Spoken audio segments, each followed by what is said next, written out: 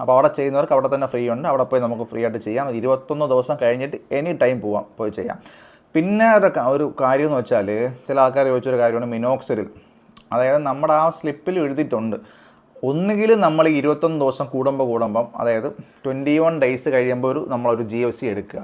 അത് കഴിഞ്ഞിട്ട് നമുക്ക് ഡോക്ടർ പറഞ്ഞു വെച്ചാൽ എഗെയിൻ അതേപോലെ 21 ഡേയ്സിൽ എടുത്തെടുത്ത് പോവാതെ ആ ഡേയ്സ് പതുക്കെ നമ്മൾ കൂട്ടി കൊണ്ടുവരിക. 21 എന്നുള്ളത് പതുക്കെ 31 ആക്കി നോക്കുക. മുടി കൊഴിച്ചിലോ ഒന്നും ഇല്ലയെന്നുണ്ടെങ്കിൽ 31 ആക്കുക, അത് 40 ആക്കുക, 50 ആക്കുക. അപ്പോൾ ബോഡിയെ നമ്മൾ ആ രീതിയിൽ സെറ്റ് ചെയ്തെടുക്കുക എന്നുള്ളതാണ്.